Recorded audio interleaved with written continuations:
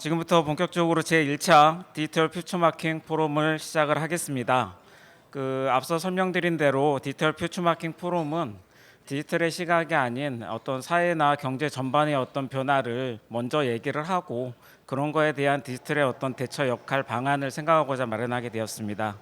오늘 포럼은 디지털의 거대한 흐름, 디지털 금융의 오늘과 내일이라는 주제로 디지털 시대의 어떤 금융 서비스의 미래를 조망해 보는 것을 주제로 잡았습니다. 진행 순서는 금융 서비스의 미래 전망과 디지털 금융의 현황에 대한 발제를 듣고 자유 토론 순으로 진행할 예정입니다.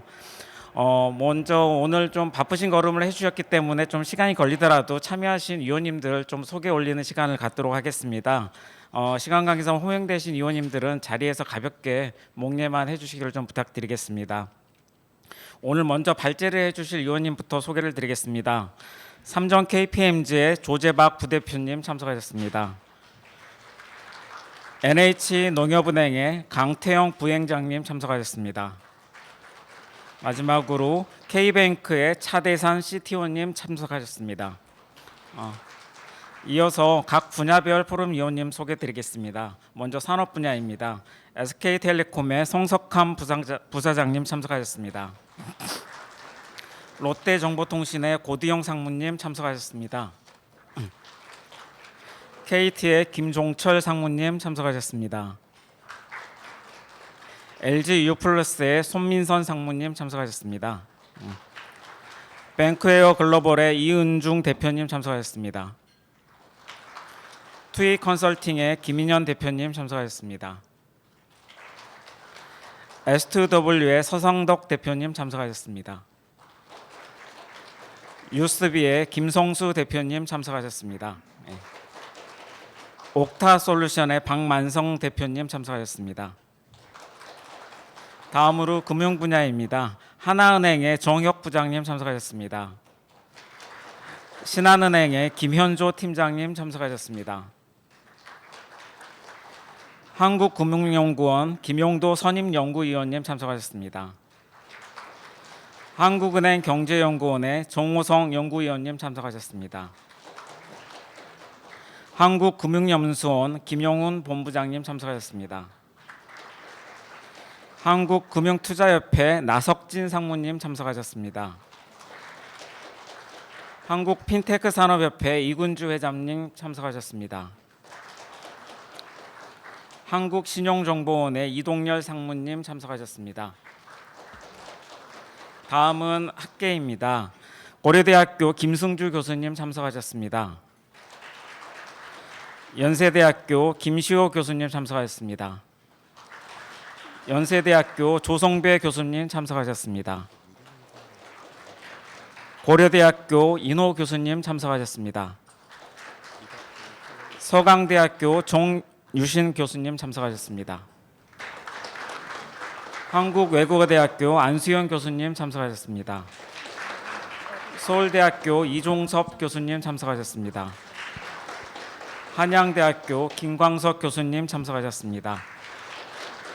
홍익대학교 홍기훈 교수님 참석하셨습니다. 다음으로 법조 분야입니다. 강인파트너스의 박성원 변호사님 참석하셨습니다. 법무법인 디라이트의 김동환 변호사님 참석하셨습니다. 법무법인 오킴스의 오성원 변호사님 참석하셨습니다. 법무법인 바른의 한서희 변호사님 참석하셨습니다. 법무법인 광장의 이정명 변호사님 참석하셨습니다.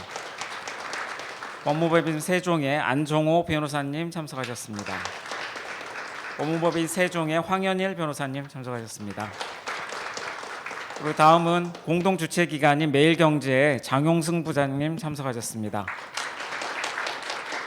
그리고 또한 공동주최기관으로 이 자리를 마련해 주신 정보통신기획평가원의 전성배 원장님 참석하셨습니다. 그리고 이쪽 편에 정보통신기획평가원의 신준호 본부장님 참석하셨습니다. 정보통신기획평가원의 문영돈 본부장님 참석하셨습니다. 마지막으로 미래창조과학부의 2차관을 역임하시고 현재 법무법인 세종의 고문으로 계신 최재유 위원장님을 소개드립니다. 본격적인 포럼의 시작을 위해서 오늘 포럼의 위원장을 맡아주고 계신 최재유 위원장님의 인사 말씀을 듣도록 하겠습니다. 안녕하세요. 디지털 퓨처 마킹 포럼 위원장 역할을 하게 된 최재유라고 합니다.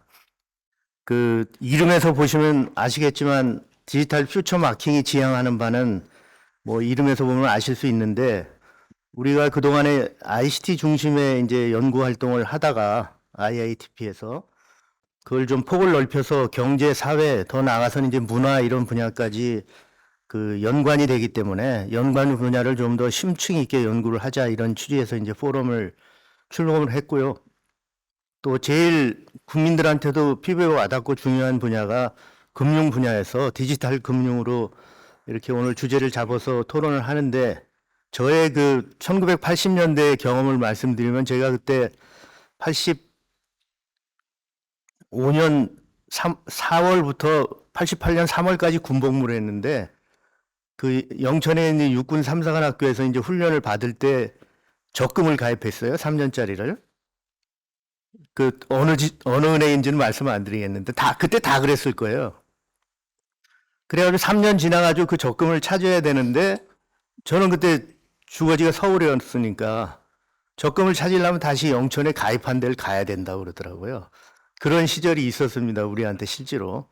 그 뒤에 이제 금융 전산망 이런 걸 국가기관 전산망의 일원으로 행정, 금융 뭐 이런 전산망을 구축하면서 그런 문제가 해소됐는데, 지금은 사실 너무 편리한 시대가 됐죠. 그래서 앞으로 또 어떻게 더 발전을 할지, 지금 뭐 AI 또 블록체인 기반으로 해서 여러 가지 서비스들이 앞으로 많이 나올 거고, 또 거기에 가장 또 중요한 게 보안이잖아요. 그래서 사이버 보안이 뒷받침을 해줘야 될 거고, 그래서 오늘 여러 학계, 산업계, 또 법조계 여러분들을 모시고 전문가분들을 모시고 오늘 이렇게 포럼을 하게 된 걸 상당히 의미 있게 생각하고, 오늘 토론되는 것들이 이제 앞으로 R&D, ICT R&D 정책이 이렇게 접목이 돼서 좀 더 효과적으로 정책화되는 그런 기회가 됐으면 좋겠습니다. 제 인사 말씀은 여기서 줄이고, 공동 주최기관인 그 IITP하고 매일경제 에서 대표로 오셨으니까 전성배 원장님하고 정영승 부장님 인사 말씀을 또 간단히 듣도록 하겠습니다. 감사합니다. 예, 안녕하십니까. 정보통일기획평가원장 전성배입니다. 그러니까 아침 일찍 참석을 이렇게 많이 해주신 거 보니까 저희 직원들이 조금 귀찮게 해드린 것 같습니다. 그럼에도 불구하고 이렇게 다 참석해 주셔서 고맙고요. 발제해 주신 세 분께 준비해 주신 거에 대해 진심으로 감사드리고, 또 이제 공동으로 같이 해 주신 매일경제에도 감사 말씀 드립니다. 그리고 이렇게 쫙 잘 모여질 수 있는 것은 우리 최재유 고문께서 이렇게 좀 많이 역할을 해주셔서 그런 것 같고요. 앞으로도 잘 이끌어 주실 것으로 이렇게 생각합니다. 최재유 차관님께도 말씀하셨던 것처럼 저희가 주로 하는 게 이제 ICT 전 분야의 R&D하고 인력 양성, 사업화 이런 것들을 하는데, 저희 것은 잘하는데 인접 영역을 잘 모르면 ICT가 이렇게 확산하는 데 좀 문제가 있을 것 같고, 사실 ICT는 결국 그게 목적이 아니고 수단이기 때문에 이용되는 인접 영역에서의 활용 이런 것들이 더 중요해질 것 같습니다. 그래서 저희가 그런 것들을 여러 도메인하고 같이 협업하고 경제사회 인문 분야하고도 이렇게 협업하자는 그런 취지에서 이런 자리를 마련했는데, 이렇게 많이 참석해 주시고 아침 일찍인데도 이렇게 관심을 가져주셔서 진심으로 감사드립니다. 앞으로도 자주 소통하고 이런 부분들 통해서 조금이라도 기여할 수 있도록 진행하도록 그렇게 하겠습니다. 다시 한번 참석해 주신 점에 대해서 진심으로 감사 말씀드립니다. 고맙습니다. 예, 안녕하십니까. 매일경제에서 디지털 테크 부장 맡고 있는 장용승입니다. 요즘에는 디지털이 안 붙는 곳이 없을 정도로 디지털이 그야말로 대세인 것 같습니다. 더더구나 요즘에 AI로 해서 하루가 다르게 새로운 기술들이 쏟아져 나오고 있는 게 현실인 것 같습니다. 이런 변화 속도가 빠른 상황에서 한국 디지털 산업을 이끌어 가시는 각계 한국 전문가들과 이 자리를 함께해서 매우 영광입니다. 특히 오늘 주제인 디지털의 거대한 흐름, 디지털 금융의 오늘과 내일은 매우 시적절한 것 같습니다. 바로 지난주죠. 애플이 골드만삭스하고 손잡고 예금 상품 내놨다는 것도 큰 뉴스가 돼서 우리 미국에서는 이런 것들을 오히려 큰 금융사들이 위협을 느끼고 있다. 이런 보도들이 좀 많이 된 것 같고, 한국 같은 경우도 애플페이가 이제 한국에 도입된 지 이제 한 달이 돼서 한국의 그런 모바일 결제 혁신은 그럼 어떻게 해야 될 것이냐, 이런 논의들이 좀 많은 것 같습니다. 이런 상황에서 이러한 포럼이 열리게 된 건 큰 의미가 있다고 생각이 듭니다. 변화무쌍한 이런 환경에서 한국 디지털 산업이 나가야 될 방향을 모색하고 어떤 좋은 솔루션을 찾는 지혜장이 되기를 기대합니다. 매일 이제 신문은 많은 관심을 갖고 이러한 포럼 내용, 어떤 많은 지혜들이 잘 모아질 수 있도록 지명을 통해 여론 형성하는데 많은 관심을 갖고 반영하도록 하겠습니다. 감사합니다. 예, 인사 말씀 감사드립니다. 그럼 지금부터 오늘 포럼의 주제 발제를 본격적으로 시작하도록 하겠습니다. 첫 번째 발제는 삼성 KPMG의 조재박 부대표님께서 금융 서비스의 이슈와 미래 전망이라는 제목으로 발표해 주시겠습니다. 조재박 부대표님을 앞으로 모시겠습니다. 큰 박수로 맞아 주시기 바랍니다. 네, 안녕하세요. 조재박입니다. 먼저 이렇게 되게 저명한 저희 학계, 산업계 또 법조계 위원님들 모시고 발제할 수 있어서 감사하게 생각합니다. 저는 이제 전공은 컴퓨터공학 전공을 했고요.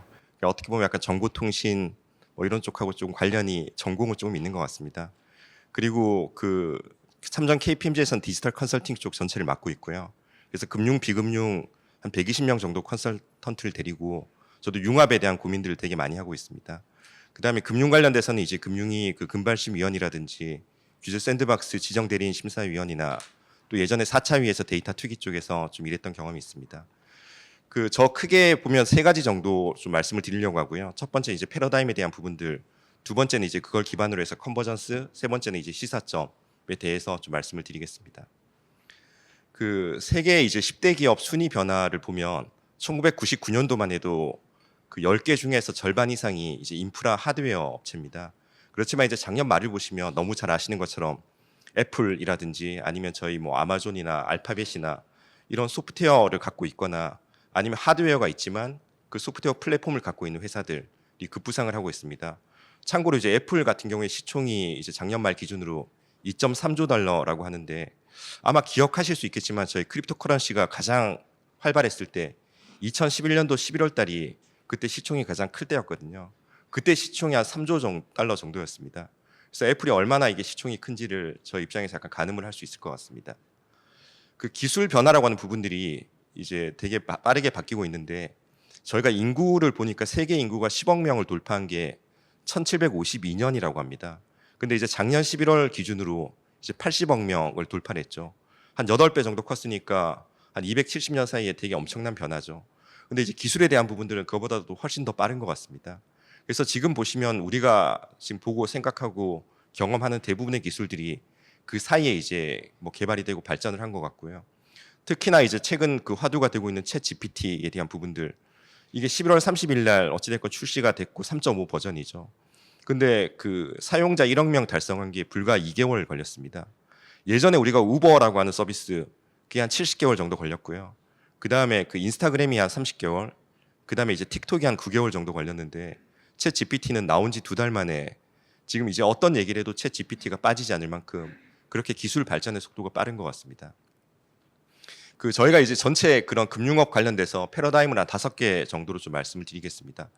먼저 이제 고객 서비스 관점에서 보면 저희가 예전에 또 제조에 대한 부분, 판매에 대한 부분들을 어떤 금융사가 같이 하다가 또 채널에 대한 분리 얘기가 나왔었고요. 근데 최근에 또 반대로 다시 어떤 플랫폼 이코노미가 워낙 부상을 하면서 고객 접점을 누가 갖고 있느냐, 또 그 고객 접점에서 제조부터 해서 판매까지 어떻게 좀 더 일관된 경험을 제공할 수 있느냐, 이런 부분들이 더 이제 부상을 하고 있는 것 같고요. 뭐 이런 부분들이 이제 넷플릭스나 그런 컨텐츠 산업에서도 마찬가지로 단순히 판매만 하는 게 아니라 그 컨텐츠에 대한 제조 부분까지 같이 하는 부분들에서 약간 플랫폼 이코노미의 약간 위력을 좀 볼 수 있는 것 같습니다. 이 부분들은 금융도 마찬가지인 것 같고요. 기술에 대한 부분들도 사실 저희가 금융에서 정보통신이라고 하는 부분들, 또 핀텍이라고 하는 부분들은 어떻게 보면 약간 지원하는 업무라고 많이 생각을 했었습니다. 왼쪽을 보시면 이제 그 핀텍에 대한 부분들, 제일 밑에는 정책적인 토양이 이제 마련이 된 부분들이 있고요. 그 정책적인 토양, 그러니까 우리로 치면 오픈 뱅킹이나 마이 데이터나 이렇게 융복합이나 혁신을 이끄는 그런 규제에 대한 부분들이 이끌지만, 또 중간 레이어는 보시면 우리가 많이 보는 블록체인이나 클라우드나 AI 데이터 같은 기술들이 위치를 하고 있고요. 마지막으로 제일 위쪽에 그걸 기반으로 해서 자산 관리라든지 아니면 페이먼트라든지 이런 응용 서비스들이 발달하고 있습니다. 어떻게 보시면 금융에서도 중간 단계에 있는 이런 테크놀로지, 디지털에 대한 부분들이 갈수록 더 중요해지는 걸 저희가 좀 볼 수 있는 것 같습니다. 그 금융 서비스 관점에서도 사실 금융이라고 하는 부분들은 은행, 보험, 뭐 카드, 증권, 또 이제 카드에서 페이먼트 부분들, 그런 부분들이 금융사가 제공하는 서비스로 많이 생각을 했었고요. 실제로는 접점에 대한 부분들도 실제 금융사 채널을 통해서 지점을 오시던 금융사가 제공하는 웹이나 모바일 채널을 통하던 그런 서비스를 받았던 부분들이 줄을 이뤘습니다. 그렇지만 최근은 좀 많이 달라진 것 같습니다. 어떻게 보면 통신사, 또 커머스, 아니면 심지어 이제 모빌리티에서도 금융에 대한 페이먼트, 또 금융에 대한 서비스 제공, 또 그런 접점에 대한 부분들을 점점 가져가고 있는 것 같고요. 저희가 어떻게 보면 약간 그 인베디드 파이낸스라고 하는 내재화된 금융, 그런 부분들이 훨씬 더 컨버전스가 되면서 활성화가 되고 있는 것 같습니다. 실제로 그 미국 같은 경우에도 그런 인베디드 파이낸스에 대한 부분들이 2022년 같은 경우에는 한 225억 달러 정도 시장을 봤었는데, 불과 이제 3년 뒤, 그 2025년, 그러니까 22년부터 3년 뒤인 25년에는 거의 한 2,300억 달러, 한 10배 정도 성장을 보고 있을 만큼 좀 빠르게 급부상을 하고 있습니다. 뭐 규제에 대한 부분들도 국내에도 보시면 또 작년 말부터 규제 혁신이나 이런 드라이브가 많이 걸리고 있는 것 같습니다.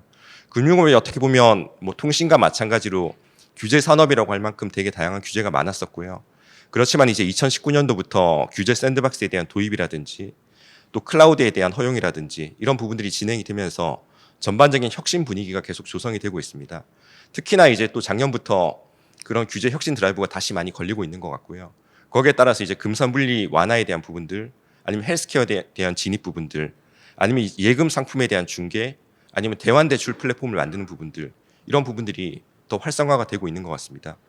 최근에 저도 그 저희 안소영 교수님하고 같이 금융위 그 은행권 경영 제도 개선 TF 같이 보고 있는데, 여기서도 어떻게 보면 그 경쟁 촉진에 대한 부분들, 결국 상품에 대한 비교나 추천이나 중개에 대한 부분들, 활성화에 대한 논의가 계속 진행이 되고 있고요. 단순히 이제 금융업뿐만 아니라 금융업 입장에서도 비금융 산업과 융합을 통해서 어떻게 시너지를 더 창출하고 또 고객한테 접점을 더 확대할 거냐, 그런 부분들이 같이 또 고민이 되고 있습니다. 그 경쟁 측면에서도 보시면 저희가 글로벌리 CEO들 1325분 대상으로 서베이를 좀 해봤습니다. 어떤 부분들이 가장 전략적으로 중요하냐. 첫 번째가 어떻게 보면 전략적 협업에 대한 얘기가 나왔었고요. 또 하나는 이제 그 JV를 만드는 거나 M&A를 하는 부분들, 이런 부분들이 예전보다 우선순위가 많이 높아지고 있는 것 같습니다. 따라서 어떻게 보면 금융업에서도 디지털에 대한 역할들이 예전에는 어떻게 보면 업무에 대한 지원 부분, 그렇지만 지금 이제 새로운 사업을 만들고 새로운 제휴를 만들고 이런 부분들로 많이 확대가 되고 있는 것 같고요. 고객에 대한 접점도 예전에 찾아오는 금융 서비스 니즈가 있는 고객이었다면 지금 이제 금융 서비스를 하기 앞단에 있어서 부동산을 산다라든지 자동차를 구매한다라든지 그런 앞단에서의 고객 접점을 잡는 부분들이 되게 중요해지고 있습니다. 따라서 금융사 입장에서도 마찬가지로 이런 역량들을 금융사가 전부 다 내재화해서 갖고 가기는 되게 어렵습니다. 그렇기 때문에 이제 투자라든지 아니면 이 업종과의 융합이라든지 뭐 JV라든지 이런 부분들이 훨씬 더 많이 대두가 되고 있는 것 같습니다. 이러한 상황에서 이제 금융과 비금융의 컨버전스에 대해서 조금 살펴보겠습니다. 크게 보면 이제 빅텍, 핀텍, 전통 금융사로 나눠서 이제 컨버전스에 대한 부분들을 좀 볼 거고요. 앞서도 아까 우리 이제 애플페이 말씀을 주셨지만 이제 어떤 그 통계에 따르면 애플페이 같은 경우가 그 글로벌리 트랜잭션 볼륨이 6조 달러 정도입니다. 어떻게 보면 비자가 이제 10조 달러라고 얘기를 했을 때 거의 넘버 2 위상으로 올라올 만큼 이제 빠르게 부상을 하고 있고요. 또 국내도 보시면 이제 뭐 카카오뱅크 또 우리 K뱅크 이따 말씀을 주시겠지만 인터넷 전업은행 3사의 자산이 이제 70조를 훌쩍 넘었습니다. 그만큼 좀 빠르게 급부상을 하고 있고요. 특히나 이제 젊은 층이라든지 아니면 이제 또 그 블록체인 관련된 가상자산에 대한 부분들, 그런 부분들은 오히려 훨씬 더 빠르게 진입을 하고 있고요. 또 중저금리에 대한 대출, 뭐 이런 중저 신용자에 대한 대출 이런 부분들도 더 빠르게 확산이 되고 있습니다. 이제 핀텍 쪽도 저희가 보시면 글로벌리 그 핀텍에 대한 부분들을 봤을 때 글로벌 10개 그 핀텍 회사 가장 많이 투자받은 회사를 봤을 때 7개 정도가 B2B 비즈니스나 B2B2C 비즈니스입니다. 이 말이 결국 의미하는 것들은 이런 데서 만드는 페이먼트나 아니면 이제 그 사기에 대한 방지라든지 이런 부분들이 금융사에도 서비스를 할 수 있지만 또 비금융사 컨버전스 된 형태로 서비스되는 부분들이 더 많이 늘어날 걸로 보고 있고요. 실제로 이제 독일의 그 솔라리스라고 하는 이제 은행이 있습니다. 여기는 이제 2015년도에 독일에서 풀 뱅킹 라이센스를 받았고요. 실제로 삼성페이가 독일에 진출할 때 독일 같은 경우에도 신용카드 말고 이제 그 데뷔 카드에 대한 부분들이 많이 발달이 돼 있기 때문에 그 부분들에 대한 API를 만들고 또 우리나라 같이 활부 금융이 활발히 발달이 돼 있지 않기 때문에 이제 스플릿페이라고 하는 BNPL 이제 이런 부분들에 대한 서비스를 실제 그 솔라리스에서 제공을 해줬던 부분들이 있습니다. 그러니까 어떻게 보면 이제 그 뱅킹 애저 서비스라고 하는 뱅킹을 서비스로 줄 수 있는 부분들이 훨씬 많이 생기고 있고요. 이런 부분들 아마 전통적인 금융사에서도 비금융사나 빅테크하고 협업을 하면서 그런 API를 더 많이 제공을 해주고 또 반대로 이제 이 자체가 또 하나의 산업이 되면서 비금융과의 컨버전스 또 비금융이 금융에 진출하는 데 있어서도 어떻게 보면 좀 촉매제가 되지 않을까라고 좀 생각을 하고 있습니다. 뭐 글로벌리 핀텍 투자 되게 많이 늘고 있고요. 그 3월 달 기준으로 전체 글로벌 유니콘이 1206개라고 일단 통계에서 나오고 있습니다. 그중에 여전히 21%가 이제 핀텍 기업일 만큼 아직도 유니콘 중에서는 핀텍이 가장 많고요. 투자 자체도 보시면 2010년부터 2021년까지 11년간을 봤을 때 투자에 대한 CAGR이 27% 정도입니다. 그만큼 여전히 핀텍에 대한 투자는 물론 작년에 일부 주춤했지만 빠르게 좀 늘고 있습니다. 그 전통 금융 입장에서도 또 가만히 있지는 않겠죠. 그래서 어떻게 보면 이런 핀텍에 대한 투자라든지 아니면 이제 핀텍과 JV를 만든다거나 아니면 동남아나 새로운 시장에 진출할 때 이런 플랫폼이나 핀텍이나 이제 커머스나 통신 회사하고 손을 잡는 게 훨씬 더 다양한 사례로 나타나고 있습니다. 그 금융 입장에서도 또 헬스케어라고 하는 부분들이 이제 큰 시장이고요. 뭐 보시면 아시겠지만 앞에서도 세계 탑 10 기업 중에서 UHG가 진입을 했습니다. UHG가 건강보험을 기반으로 해서 옵텀이라고 하는 헬스케어 서비스를 확장을 하는 회사인데 불과 5년 전만 해도 시총이 200빌리언을 좀 넘었습니다. 근데 현재는 여기 시총이 이제 500빌리언을 넘고 있거든요. 그만큼 이제 금융사에서도 헬스케어를 많이 보고 있고 일본 이제 탑티어 보험사 중에 하나 솜포홀딩스 같은 경우에도 그 널싱 케어라고 하는 간호 간병 서비스를 2015년도에 회사 2개를 인수하면서 시작을 했고요. 지금은 이제 한 10만 명 정도 그 대상으로 이런 널싱 케어 서비스를 제공을 하고 있습니다. 그 우리나라 같은 경우에도 65세 이상 인구가 2020년도에 800만, 30년도에 1,300만, 40년도에 이제 그 1,700만으로 예상이 됩니다. 그래서 결국 이제 이런 그 헬스케어에 대한 부분들이 또 금융이나 비금융이나 같이 컨버전스를 통해서 확장할 수 있는 그런 부분이 아닐까라고 생각을 하고 있습니다. 뭐 국내 금융권 디지털도 되게 활발하게 움직이고 있고요. 어떻게 보면 저희 이제 5대 지주나 그 은행이나 기타 보험사 같은 경우에도 금융 말고 비금융에 대한 부분들, 뭐 KB에서 이제 리브엠이라고 하는 뭐 알뜰폰에 대한 부분들, 또 신한 뭐 땡겨요 같은 부분들, 또 K뱅크나 농협에서도 지금 이제 비금융에 대한 확대, 또 헬스케어에 대한 부분들, 특히 농협에서도 많이 그렇게 고민을 하고 계시고요. 이것뿐만 아니라 이제 전사 디지털 혁신에 대한 것도 단순히 하나의 은행이 아니라 은행, 보험, 카드, 증권 전체 그룹 입장에서 어떻게 데이터를 모으고 어떻게 이제 디지털 마케팅을 하고 어떻게 투자를 하고 협업을 할지 이런 고민들이 훨씬 더 활발히 진행이 되고 있습니다. 그 우리나라 금융 산업을 보면 어떻게 보면 정말 많이 성장을 해 있고요. 서비스의 수준은 특히 은행이나 카드나 또 보험 같은 경우에는 포화도나 서비스의 수준 매우 높다라고 보고 있습니다. 물론 증권도 되게 잘하고 있고요. 그렇지만 좀 아쉬운 게 상대적으로 시가총액이라고 하는 부분들은 조금 낮게 평가를 받고 있는 것 같습니다. 2017년도 말 같은 경우에 싱가포르 DBS가 한 48조 정도 시총이었고요. 근데 지금 이제 거기 같은 경우는 환율 탓도 있지만 환산을 했을 때 80조가 훌쩍 넘는 금액입니다.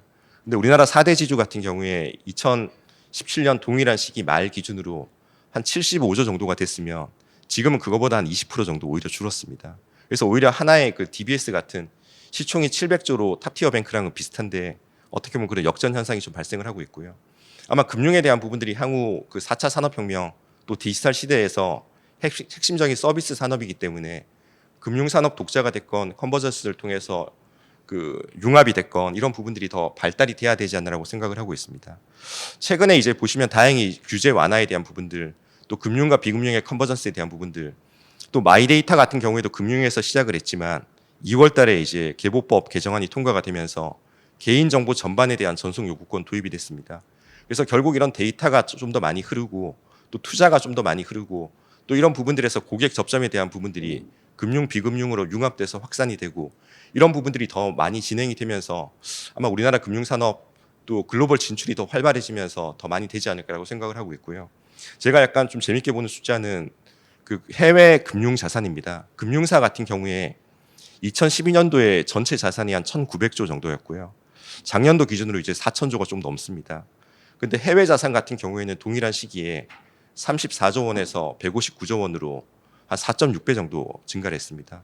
결국 그렇게 빨리 늘어나는 해외 금융 진출에 있어서 우리의 이런 컨버전스나 아니면 이제 핀텍에 대한 부분들 또 비금융과 융합에 대한 부분들이 좀 더 결합이 된다면 아마 그런 해외 금융 자산에 대한 부분들 또 그런 형태의 국부 창출이 좀 더 많이 되지 않을까 그렇게 생각을 합니다.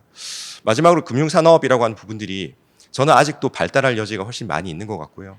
특히나 이게 그 무형의 상품을 다루는 또 디지털에 가장 맞는 그런 산업적 특성을 갖고 있기 때문에 우리나라가 갖고 있는 그런 또 정보통신에 대한 역량들, 또 금융에 대한 노하우, 또 비금융 서비스에 대한 부분들, 또 그런 부분들을 통해서 고객에 대한 이해들이 결합이 된다면 향후에 그 우리나라 금융산업이 더 발전하지 않을까, 또 그렇게 돼야 된다는 또 기대를 갖고 이상 발제를 마치겠습니다. 네, 감사합니다. 예, 조재박 부대표님 발표 감사드립니다. 금융산업 전반에 걸친 어떤 패러다임 변화와 함께 핵심적인 이슈 변화에 대해서 말씀을 해주셨습니다. 다음은 NH농협은행의 강태영 부행장께서 전통금융 분야의 디지털 혁신 가속화라는 제목으로 발표해 주시겠습니다. 강태영 부행장님을 앞으로 모시겠습니다. 네, 반갑습니다. 농협은행에서 CDO를 맡고 있는 강태영입니다. 저는 32년째 지금 농협은행에서만 지금 근무를 하고 있습니다. 조금 전에 최재유 우리 고문님께서 영천에서 통장을 만들었던 그 시대에는 근무를 못했습니다. 그때는 이제 종이 통장에 도장을 찍어주던 시대였습니다. 그때 이제 조금 지나면은 이제 은행에 온라인이라는 단어가 등장하면서 전산화라는 게 등장을 하고, 그러고 나서 이제 좀 자동화가 지나고 나서 이제 인터넷이 등장하면서 정보화가 들어왔고, 정보화가 지나가고 나니까 이제 디지털이라는 단어가 등장하면서 지금 오늘 포럼에 어떤 이런 주제로 등장하게 되었습니다. 오늘 1차 포럼인데 제가 발제를 맡게 돼서 영광으로 생각하고, 저한테 주어진 주제가 이 디지털 전환의 밑그림이라는 주제였습니다. 그래서 오늘 제가 오면서 이 포럼에 어떤 주제, 어떤 레벨에서 이렇게 말씀을 드려야 전체가 맞아질까 상당 고민이 되었습니다. 다양한 업권에서도 오시고, 그렇다고 저희 내부를 너무 보여드리기에는 또 좀 그렇고, 그래서 고민을 많이 하다가 조금 전에 우리 조 대표께서 한 부분은 전반적인 어떤 교과서적이라면 저희는 어떤 필드에서의 어떤 산업 한 축으로서, 한 분야로서 말씀을 드리고자 합니다. 특히 저 밑그림이라고 하는 부분이 상당히 그 좀 기초적인 부분도 될 수가 있습니다. 그래서 저희들이 가져가는 기본적인 방향성을 말씀드리고자 합니다. 먼저 디지털 전환의 밑그림을 주제로 해서 4가지 꼭지로 말씀을 드리겠습니다. 과연 디지털 금융이라고 우리가 이야기할 때 저 컨셉을 어떻게 가져갈 거냐라는 부분부터 좀 공유를 하고자 합니다. 저희 농협은행이 가지고 있는 것은 디지털 금융을 2가지로 대별을 해보고자 합니다. 첫 번째가 ABCD, ICBM으로 대별되는 디지털 기술에 의한 파이낸싱 부분입니다. 그래서 파이낸싱 바이 디지털로 해서 디지털라이제이션이나 디지털 트랜스포메이션을 가장 큰 축으로 보고 있습니다. 저 과정에서 은행의 본질은 변화가 없습니다. 단지 디지털 기술에 의해서 디지털 기술을 가지고 이용할 뿐이고 엎어쳤습니다. 예를 들면 여러분께서 많이 쓰고 계시는 모바일 앱이나 조금 전에는 애플페이도 앞에 테크닉 기술이 앞에 쓸 뿐이지 뒤쪽에 숨어있는 은행의 본질은 전혀 변화가 없습니다. 계좌를 연결하고 카드를 연결하고 지급결제 영역에서 은행의 본질은 변화가 없이 디지털 기술이 앞에 서서 핀테크에서 테크핀으로 가는 부분 중에 하나입니다. 두 번째로 이제 볼 수 있는 부분이 이제 완전한 디지털 파이낸스의 새로운 영역입니다. 예를 들면은 최근에 많이 나오고 있는 NFT나 여기도 아마 변호사님들도 아마 그런 부분들이 많던데 STO, 가상화폐 이런 새로운 디지털 파이낸싱 부분이 저희들이 가지고 있는 두 번째 큰 디지털 금융으로 정의를 하고 있습니다. 그래서 저희 농협은행도 저 두 가지 축을 해서 디지털 시장을, 디지털 금융을 바라보고 있다는 말씀을 드리고 싶습니다. 그 다음으로 저희들이 이제 밑그림 중에서 하나 컨셉을 공유하고 싶은 것이 슈퍼 앱과 슈퍼 플랫폼에 대한 부분입니다. 다음 발제자분께서 플랫폼에 대한 말씀이 계시겠습니다만은 우리가 흔히들 말을 많이 합니다. 앱에서 슈퍼 앱이라고도 하고 플랫폼에서 슈퍼 플랫폼이라고도 합니다. 단순한 앱이 슈퍼 앱이 되는 과정과 단순한 플랫폼이 슈퍼 플랫폼이 되는 과정에 대한 개념을 저희는 달리 가져가고 있습니다. 예를 들어 보겠습니다. 특정 회사 로고가 들어가서 좀 조심스럽긴 합니다. 우리가 많이 쓰고 있는 코레일 앱입니다. 제가 대전에서 서울을 오기 위해서 코레일 KTX 기차표를 끊으러 갈 때 우리는 서울로 가기 위한 목적이 가지고 갑니다. 그래서 코레일 앱에는 아주 다양한 기능이 있습니다. 예약도 하고 마일리지도 적립하고 취소도 하고 여정을 바꿀 수도 있습니다. 그러나 저거를 슈퍼 앱이라고 하지는 않습니다. 그냥 앱입니다. 저기에 다양한 기능이 복합이 되면 슈퍼 앱이 됩니다. 다양한 기능이 복합이 되면. 그런데 기차를 타러 갔는데 기차표가 없습니다. 고객은 서울을 가야 하는 니즈는 아직 살아 있습니다. 그렇다면 고속버스 앱을 연결해 줍니다. 근데 고속버스도 없습니다. 그러면 스카이패스를 연결해 줍니다. 스카이패스도 없으면 카카오 택시를 연결해서 교통수단을 제공하게 됩니다. 근데 그 사람이 서울을 갔을 때는 분명히 목적이 있습니다. 여행을 가든 출장을 가든 아니면 다른 목적이 있기 때문에 호텔이 필요할 거고 숙박이 필요할 거고 또 가서 음식이 필요할 거고 그래서 맛집 정보를 제공해 주는 그 고객 여정의 끝까지 그 고객의 니즈를 충족시켜 줄 때 우리는 그것을 슈퍼 앱이라고 합니다. 그래서 그 개념이 다르기 때문에 저희들이 가져가는 방향은 슈퍼 앱과 슈퍼 플랫폼에서 슈퍼 플랫폼을 가지고 지향을 하고 있습니다. 이런 앱과 플랫폼에서 기본적인 원칙 세 가지가 있습니다. 3S라는 부분입니다. 심플, 스피드, 시큐르라고 옛날에는 말씀을 했습니다. 즉 보안 부분이 가장 기본이었습니다만 작금에는 그것을 심리스로 변환이 됐습니다. 그럼 보안은 어디 갔느냐? 보안은 선택사항이 아닙니다. 이제는 가장 기본적인 사항으로 이미 자리매김하고 있습니다. 그렇기 때문에 심리스라는 끊임없는 고객의 여정을 제공해 줌으로써 슈퍼 플랫폼으로 가고자 하는 게 저희 전통 금융기관들도 지향하는 바입니다. 다음은 두 번째 작은 챕터입니다. 디지털 기업 문화의 재창조라는 부분입니다. 전통 금융기관이 가장 어려운 부분 중에 하나가 문화의 변화입니다. 전통적으로 내려오는 문화에서 하루아침에 또는 디지털 기술이 사회적 문화적 변화를 유도하고 있지만 하루아침에 쉽게 변하지 않는다는 것을 체감하고 있습니다. 그러나 두 가지 측면에서 크게 변하고 있습니다. 먼저 뱅킹 서비스가 제공되는 방식입니다.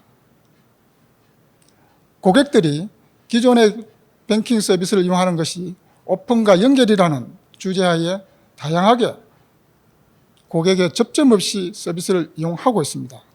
현재는 플랫폼이나 디지털 기술을 기반으로 고객이 직접 뱅킹 서비스를 제공받는 플랫폼 형태의 뱅킹 서비스나 바스, 조금 전에 말씀드렸던 바스 형태가 대표적인 형태입니다. 그리고 생활 속의 금융이라 그래서 나도 모르게 지급 결제와 정산은 일어납니다. 대표적인 게 여러분 잘 쓰고 있는 하이패스가 그렇습니다. 나는 고속도로 서비스를 쓰지만 고속도로 요금은 은행과 고속도로 공사가 알아서 정산이 일어납니다. 그런 형태의 고객 접점이 없어지는 뱅킹 서비스가 굉장히 많이 일어나고 있습니다. 두 번째는 일하는 방식의 변화입니다. 고객의 접점이 없어지다 보니까 그 사이에 디지털 창구, 디지털 공간이라는 것이 밀고 들어왔습니다. 은행의 많은 직원들이 고객의 접점 없이 디지털이라는 공간에 고객과의 매개체로 써서 일을 하고 있습니다. 일을 할 수밖에 없습니다. 그 속에서 일어나는 많은 변화들이 주로 패러다임의 전환이 일어나고 있습니다. 과거에는 영업점이 매출의 주 창구였습니다. 주 채널이고, 이제는 비대면 채널이 주 채널이고 주 수익원입니다. 그에 따른 패러다임 변하고 상품이 변하고 일하는 방식이 변하고 있습니다. 변할 수밖에 없습니다. 세 번째 주제로 말씀드리겠습니다. 세 번째가 이제 디지털 혁신의 성과 보상 체계입니다. 문화 이상으로 저희들이 가장 힘들어하는 부분 중에 하나입니다. 성과 측정을 한다는 것이 쉽지가 않고 성과 측정에 대한 보상을 한다는 것도 쉽지가 않습니다. 전통 금융기관이 가지고 있는 부분 중에 하나입니다. 전통 금융기관이라고 하면 조금 어폐가 있습니다. 우리 업권에서도 보험이나 정권은 성과 보상 체계가 많이 갖춰졌고 은행은 상대적으로 뒤처져 있는데 그 은행들 중에서도 저희들 같은 경우는 개별 성과라는 부분을 보상하는 부분이 되게 적습니다. 그러나 최근에 와서는 저러한 성과 보상 체계가 달라지고 있습니다. 디지털이 되고 계량화가 되기 때문에 충분히 측정도 되고 평가도 됩니다. 그래서 지금 개인별 성과 측정은 안 되지만 조직 단위의 성과 보상은 이루어지고 있습니다. 특히 이제 앱에서, 플랫폼에서 나타나는 MAU나 DAU나 이런 계량적인 측정이 충분히 되기 때문에 앞으로는 훨씬 더 많은 부분들에서 디지털 채널에 대한 손익, 평가, 보상이 이루어질 걸로 기대하고 있습니다. 마지막으로 디지털 부분에 있어서 어떤 빅테크와 핀테크의 협업 부분입니다. 조금 전에도 말씀하셨습니다만은 골드만삭스의 어떤 상품도 예시가 될 수가 있고 저희들 국내에서도 네이버페이와 하나은행이 결합한 사례가 있습니다. 이러한 부분들이 플랫폼 기업과 금융 간의 협업이 아주 많이 일어나고 있는 부분은 여기 계신 분들도 다 느끼고 있고 아마 활용도 하고 계실 겁니다. 그중에서 저희 농협은행이 하고 있는 부분들입니다. 기존의 핀테크와의 그 과거에서는 파일을 나눠 먹는 시장이었습니다. R&R이 정립이 되지 않았기 때문이라고 생각을 하고 저희들 같은 경우는 이제는 부가가치가 커지는 핀테크와의 협업, 상생 모델을 지향하고 있습니다. 대표적으로 2019년부터 저희들이 R&D 센터를 만들어서 핀테크 기업을 육성, 협업을 하고 있습니다. 현재까지 157개 기업을 육성을 했고 협업 사례도 많습니다. 특히 SI 펀드를 조성해서 단순한 협업 관계가 아닌 혈명까지도 생각을 하고 있습니다. 대표적인 사례입니다. 기지국의 통신 정보를 위해서 활용해서 위치 기반의 상품을 만들었었습니다. 즉 고향을 이용하거나 도보로 많이 이용하는 사람들한테 적금의 금리를 올려주는 형태가 될 수도 있고 또 보험계약에서 비대면 진단 심사를 하는 부분도 협업의 사례입니다. 부동산 매물 중개라든지 대체 투자 검색 풀업과의 서비스 제휴도 대표적인 사례로 해당이 됩니다.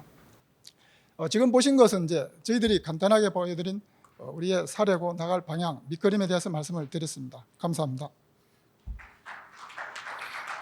예, 금융 디지털 전환의 커다란 밑그림을 중심으로 발제해 주신 강태영 부행장님께 다시 한번 감사의 말씀드립니다. 이것으로 주자 발표가 마무리되었습니다. 어떤 금융산업의 전반적인 변화 양상과 함께 어떤 디지털 혁신을 통해서 어떻게 진화해 나갈 것인지를 좀 살펴볼 수 있는 시간이었습니다. 지금부터는 자유토론 시간을 갖도록 하겠습니다. 오늘 자유토론은 최재우 위원장님께서 주재를 해주시겠습니다. 예, 훌륭한 발제를 해주신 조재박 부대표님, 강태영 부행장님, 차대산 CTO님께 다시 한번 감사를 드리겠습니다. 저희한테 주어진 토론 시간이 한 30분 정도 되는데요. 그 효율적인 토론을 위해서 주최 측하고 협의해서 사전에 좀 의견을 말씀해 주실 분들을 정해서 요청을 드렸는데 그 외에도 추가로 말씀해 주실 분들은 해주시면 되겠습니다. 먼저 금융계의 의견을 청취해 보도록 하겠습니다. 한국은행 경제연구원의 정호성 연구위원님, 그 다양한 금융 이슈들 연구하고 계신데 좋은 말씀 부탁드리겠습니다. 네, 안녕하세요. 한국은행 경제연구원의 정호성입니다. 지금까지는 주로 업계에 계신 분들이 이제 지금 디지털 금융이 어떻게 일어나는지를 말씀해 주셨고요. 저는 이제 조금 다른 시각에서 한번 말씀을 드려보도록 하겠습니다. 조재학 부대표님께서 말씀하신 것처럼 어떤 디지털 금융의 큰 흐름은 사실은 금융과 비금융의 컨버전스입니다. 제 생각으로는 지금 빅테크의 금융 서비스는 처음에는 지급결제 시스템, 지급결제 서비스부터 시작해서 그다음에는 이제 은행업 지출했죠. K뱅크나 카카오뱅크처럼. 그다음에 이제 우리가 애플페이 같은 애플에서 하는 것처럼 이제 후불 결제 사업, 애플페이 레이터 같은 거죠. 그다음에 이제 종합 지급결제 시스템. 최종적으로는 이 빅테크들은 어떤 독자적인 경제 생태계를 구축하는 그런 커다란 흐름을 보이고 있다고 생각을 합니다. 이제 이에 따라서 우리 강태영 부위원님께서 말씀하신 것처럼 사실 정통 금융산업은 자체 그 금융 서비스에 대한 디지털 혁신을 가속화할 수밖에 없죠. 또 하나는 빅테크와 핀테크에 따라서 핀테크와 더 이제 필요에 따라서 협력하고 경쟁하는 그런 어떤 상황에 직면하게 되었습니다. 사실 어떤 디지털 금융에는 여러 가지 이슈가 있는데 이제 중앙은행이나 금융감독 그 당국 입장에서는 사실은 가장 크게 신경 쓰는 이슈가 뭐냐면 빅테크가 유발하는 지급결제망, 지급결제 시스템의 어떤 결제 리스크가 가장 커다란 이슈고요. 또 하나는 어떤 금융 불안정에서 어떤 대비할 필요가 있습니다. 이 외에도 뭐 소비자 보호 문제, 뭐 독점적인 문제 등 여러 가지 이슈가 있죠. 하지만 현재 어떤 빅테크의 어떤 금융업 진출 그 형태하고 속도가 사실은 예측하기가 굉장히 어렵습니다. 따라서 이에 이제 주요 선진국에서도 이에 대한 어떤 논의가 충분하다고 그렇게 말할 수는 없습니다. 그래서 최근에 연구 흐름을 보면 FSB, 즉 금융안전위원회에서는 빅테크의 네트워크 효과 때문에 어떤 위기 상황이 발생하면 리스크가 경제 전반에 광범위하게 전이될 수 있다고 2019년도에 주장을 했습니다. 사실 이것은 우리가 최근에 실리콘뱅크를 통해서도 드러났죠. 그리고 또 우리가 최근에 계속 이슈가 되지만 만약에 우리나라에서도 이런 금융 불안이 발생했을 때 그 파급 효과는 이전과는 상상할 수 없을 정도 빠를 것이라고 다 예측을 하고 있습니다. IMF에서는 사실 또 하나 이슈를 하나 제기했는데요. 사실 우리가 강태영 부원장님이나 기존의 그 카카오뱅크나 쭉 이야기를 들어봤지만 사실은 빅테크와 기존 금융기관의 복잡한 제휴관계, 금융계뿐만 아니라 여러 가지 업계와 산업과 복잡한 제휴관계에 대한 정보가 사실은 잘 모릅니다. 어떻게 되고 있는지. 거기에 대해서 잘 모르기 때문에 이런 리스크 전이 경로를 사전에 알 수가 없습니다. 이것 때문에 굉장히 어려움이 많을 것이다. 그래서 여기에 대한 정보 공개를 우리가 중앙은행이나 감독당국에서도 추진을 해야 된다라는 그런 주장을 IMF에서 최근에 하기도 했습니다. 또 하나는 이런 빅테크의 금융산업 진출은 사실은 지금까지 우리가 이야기를 들어봤지만 기존 금융산업에 대해서 경쟁 압력을 굉장히 크게 가중시킵니다. 그리고 우리가 지금까지 알고 있던 금융 시스템의 복잡성을 비교할 수 없을 정도로 증가시킵니다. 그래서 사실은 이러한 일 때문에 우리가 지금까지 예상하지 못한 새로운 종류의 신용 리스크가 발생합니다. 사실은 우리가 새로운 금융위기가 발생하면 그것은 지금까지 전혀 우리가 예측하지 못했던 원인 때문에 발생하는 경우 굉장히 많거든요. 그러니까 지금까지 우리가 금융위기를 예측하면서 기존에 발생했던 것만 계속 염두에 두면 안 된다는 얘기죠. 그건 잘 알 수가 없다는 얘기입니다. 그리고 빅테크의 이제 스테이블 코인 발행 문제도 나오는데 제가 생각할 때는 애플이나 기타 글로벌 빅테크 같은 경우에는 제가 앞에서 말씀드렸듯이 독자적인 경제 생태계 구축을 아마 최종 목표로 하고 있을 겁니다. 그렇게 된다면 사실은 우리가 지금까지 우리가 보고 있는 현재 금융권의 금융 중개 기능이 굉장히 약화될 것이고 그리고 또 상당한 경제력 집중 문제를 초래할 수 있습니다. 거기에 대해서는 앞으로 지금 현재 이러한 추세가 진행 중이기 때문에 어떻게 될 것이라고 상당히 예단하기 쉽지 않고 이걸 연구하고 있는 연구자나 아니면 중앙은행이나 감독당국 입장에서도 굉장히 어려움이 많다. 계속 나름대로 굉장히 연구를 열심히 하고 노력하고 있지만 쉽게 예측할 수 없다. 그런 입장입니다. 그래서 사실은 BIS나 중앙은행에서는 사실은 그리고 또 규제 당국에서는 그럼 어떻게 우리가 이런 빅테크가 금융업계에 진출하는 것을 어떻게 대응할 것인가라고 할 때 굉장히 어려움이 많은데 지금 그 이야기되고 있는 것은 어떤 일관된 원칙을 가져야 된다. 그럼 일관된 원칙이 뭐냐라고 했을 때는 규제 차익이 없게 하고 규제 사각지대가 없도록 해야 된다라는 게 제가 생각할 때는 지금까지 이야기되고 있는 중요한 원칙이라고 생각합니다. 그러니까 규제 차익이 없고 규제 사각지대가 없도록 해야 된다. 따라서 필요에 따라서 단계적으로 뭐 정보 공개 요청을 한다든지 아니면 뭐 가이드라인을 제공한다든지 그리고 어떤 관련 법규를 마련한다든지 이런 것들은 그때그때 어떤 단계적으로 이루어져야 된다고 생각합니다. 제가 지금까지 이야기한 것은 사실은 어떤 규제 측면에서 이야기를 한 건데요. 사실은 이것은 어떤 디지털 금융이 지속적인 발전을 위해서 필요한 어떤 안전망이다. 사실은 이게 망가지면 이게 제대로 이런 안전망이 제대로 갖춰지지 않으면 디지털 금융이 지속적으로 발전할 수 없다라는 어떤 기본적인 그런 생각입니다. 네, 이상입니다. 네. 예, 감사합니다. 그 금융이 디지털화되면서 이제 데이터가 굉장히 많이 수집이 되고 활성화되고 있는데 그런 측면에서 한국신용정보원의 이동열 상무님께서 좋은 의견 주시기 바랍니다. 네, 안녕하세요. 한국신용정보원의 이동열입니다.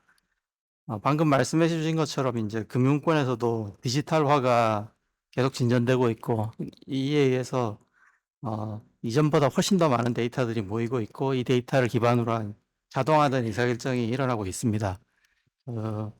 그리 오래 전도 아니지만 얼마 전까지만 해도 은행에서 대출 담당자들이 해야 될 가장 큰 역할은 이 대출을 실행을 했을 때 과연 제대로 부도가 나지 않겠느냐를 판단하는 일이었다고 봅니다.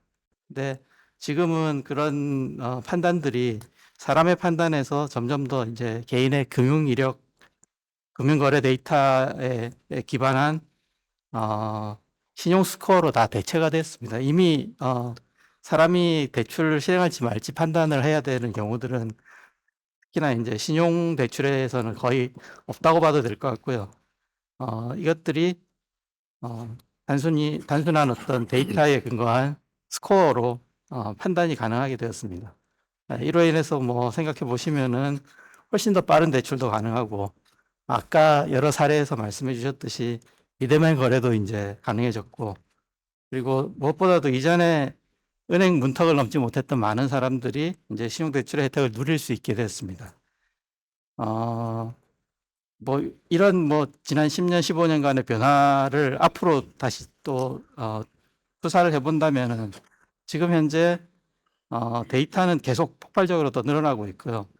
금융과 비금융 데이터의 융합이라든지 이런 것들도 벌어지고 있고, 그다음에 기술적으로도 최근에 가장 많이 이야기되고 있는 AI 등의 도입으로 인해서 더 빠르게, 더 정교하게 의사결정이 가능해졌습니다. 그래서 이런 기술을 바탕으로 해서 데이터를 바탕으로 해서 금융 서비스들이 이제 계속 변해 나갈 것이라고 보고요. 특히나 이제 이런 변화들을 감당을 해야 되는 금융사들이나 빅테크들은 계속 어려움이 늘어날 걸로 예상이 되지만은 반면에 개개인들이 좀 더 금융 서비스의 혜택을 누릴 수 있는 그런 수혜를 보게 될 것이라고 예상을 합니다. 이상입니다. 예, 좋은 말씀 감사합니다. 또 다른 금융계에서 오신 위원님들 혹시 코멘트 하실 사항 있으신가요? 예, 없으시면 다음에는 이제 학계 의견을 좀 청취해 보도록 하겠습니다. 학계에서도 디지털 금융 관련해서 여러 가지 연구들이 활발하게 이루어진 것으로 알고 있고 혁신을 이렇게 주도하는 데 많은 도움을 주고 계신데 경제 트렌드 관련 강의도 열심히 하고 계신 한양대학교 김광석 교수님께 좋은 의견 여쭙겠습니다. 네, 말씀 드릴 수 있는 기회 주셔서 대단히 감사합니다. 김광석입니다. 안녕하세요.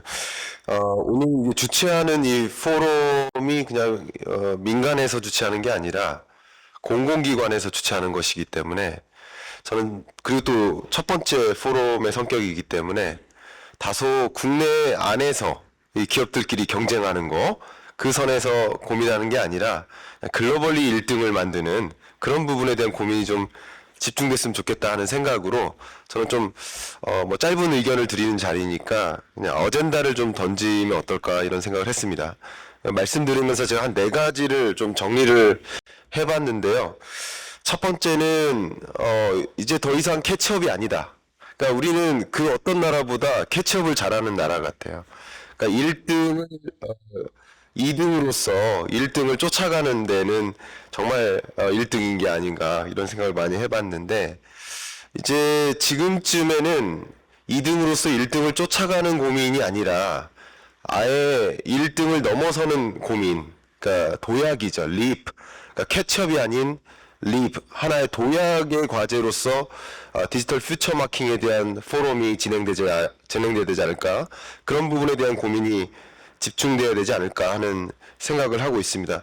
소위 세계의 어떤 나라에서 만들어진 밥솥이 있다. 그러면 밥솥을 짧은 시간 안에 따라서 만들고 그 밥솥을 더 잘 만드는 일은 참 잘하는데 밥솥이라는 새로운 상품군을 만들어내는 데는 우리가 아직 고민이 좀 덜한 것이 아닌가.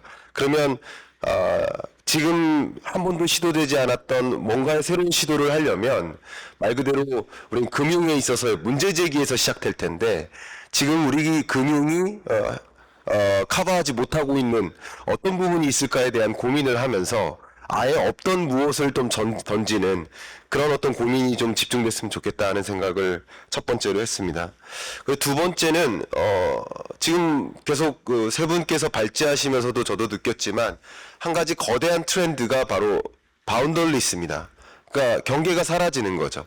금융도 비금융으로, 비금융도 금융으로, 또 빅테크가 뭐 테크 기반의 어떤 금융으로 정말 경계가 완전히 모호해지고 이렇게 있는데 제가 뭐 이렇게 금융사에 예를 들어서 강연 초대를 받아서 강연을 가면 우리는 은행이니까 은행 산업의 디지털 전환에 대해서 집중적으로 얘기해 주세요. 이런 요청을 많이 하십니다. 재밌는 일인 거죠. 비금융사들은 어떻게 금융 서비스에 진출해 볼까를 놓고 진짜 막 심란하게 고민을 하고 있는데 금융 서비스 기업들은 금융 서비스 안에서 고민을 해요.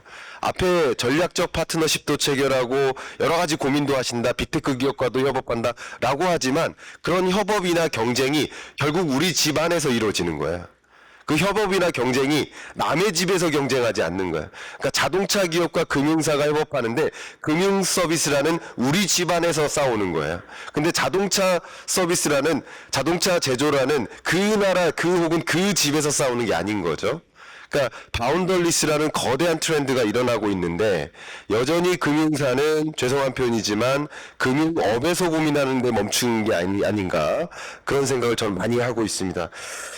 세 번째로 던지고 싶은 아젠다는 역시 월드 리드입니다. 그러니까 지금 말씀하신 여러 가지 것들 어젠다들이나 고민들이 우리나라 안에서 우리나라 은행이 어떻게 빅테크 기업과 싸워서 이길까? 혹은 우리나라 빅테크 기업이 혹은 우리나라 디지털 뱅크가 어떻게 전통 기업과 싸워서 이길까? 어떻게 전통 은행들은 디지털 뱅크와 싸워서 이길까? 우리나라 안에서의 고민인 거예요. 근데 저는 이럴 때일수록 월드 리드로 가야 된다. 소위 세계 반도체 1위 기업 누굴까 하면 떠오르는 기업, 우리나라 기업이 있습니다. 세계 자동차 1위 기업 누굴까 고민하면 우리나라 기업 반드시 등장합니다. 세계 휴대폰 1위는 누굴까 하면 우리나라 기업 반드시 들어갑니다. 세계 2차 전지 누굴까 하면 우리나라 기업 반드시 들어갑니다. 근데 왜 세계 금융 1위 기업, 2위 기업, 3위 기업, 10위 기업 안에 우리나라 기업은 안 들어갈까? 우리는 지금부터 고민해야 될 것은 우리나라 안에서 기업들 간의 경쟁이 아니라 그냥 세계라는 무대에서 월드 리드로 키울 수 있는 그런 방면에 좀 정점을 주고 포인트를 두고 좀 고민이 이게 1차 포럼이니까 향후 포럼은 그런데 더 주원점을 두고 고민하는 그런 시작점이 되면 어떨까 하는 생각을 개인적으로 갖고 있습니다. 마지막으로 네 번째는 저도 이제 여러 포럼에 참여를 하다 보면 다른 부처나 이쪽 가보면 그런 데보다 상대적으로 우리 앉아 계시는 우리 변호사님들의 비중이 좀 높아 보입니다. 그만큼 규제에 관심 있는 영역이고 규제 완화 없이는 도저히 이루어질 수 없는 이런 섹터입니다. 근데 여기 앉아 계시는 이제 변호사님들도 어떻게 하면 이 달라지는 디지털 퓨처에 걸맞는 규제를 도입할까 이런 걸 가지고 고민하시는 분들이라 생각합니다. 그런데 재밌게도 이제 지금 그 규제에 어떻게 보면 그 결정권을 쥐고 있는 그 담당자분들은 지금 많이 안 계신 거죠. 공무원분들은 사실 안 계신 거죠. 근데 정말 뭐이 자리에서 우리끼리 논의하는 것도 중요하지만 부디 규제를 실제 결정짓는 그 담당자분들이 디지털 퓨처에 대한 생각을 해야 됩니다. 그 생각 자체가 오로지 과거에 있어요. 디지털 패스트야. 오로지 과거에 맴돌다 보니까 퓨처에 대한 고민을 안 하다 보니까 여기 현장에 앉아 계신 수많은 분들이 이렇게 디지털 퓨처에 대해서 엄청나게 고민하고 어떻게 하면 더 나아갈까를 가지고 생각하고 있는데 정작 어떤 생각을 하는지도 조차 생각하고 있지 않아요. 결과적으로 우리는 think future라는 표현을 좀 던져보고 싶은데 예를 들면 뭐 규제를 완화하기 위한 여러 가지 움직임 중에 좀 가장 두드러졌던 것 중에 하나가 근래 우리나라 정책적으로는 규제 샌드박스가 있는 것 같은데 규제 샌드박스조차도 어떻게 보면 수동적인 겁니다. 기업들이 이것 좀 규제 완화해 주세요라고 요청했을 때 이 규제를 완화해 줄지 말지를 판단하는 거죠. 제가 다른 부처에서는 제안했던 게 찾아가는 규제 완화가 필요하다. 오히려 부처에서 어떤 규제 완화가 필요할지를 먼저 고민하고 있어야 된다. 기업보다 더 먼저 고민하고 있어야 된다. 기업들이 만약에 내년을 놓고 고민한다면 정부는 오히려 10년을 가지고 고민하면서 먼저 어떤 규제가 완화가 필요할 것인지를 오히려 기업을 찾아가면서 이런 규제 완화 필요한 거 아닙니까? 라는 생태계가 조성돼야 된다. 그만큼 규제 완화가 더 앞서가야 된다라는 생각을 개인적으로 하고 있는데 앞서 말씀드렸던 1, 2, 3번째에 해당되는 그런 아젠다가 이 네 번째 아젠다 Think Future라는 컨셉과 마중물이 될 때 비로소 우리가 정말 글로벌 리더가 될 수 있지 않을까 하는 생각을 갖고 이런 한 4가지 정도의 아젠다를 좀 드립니다. 감사합니다.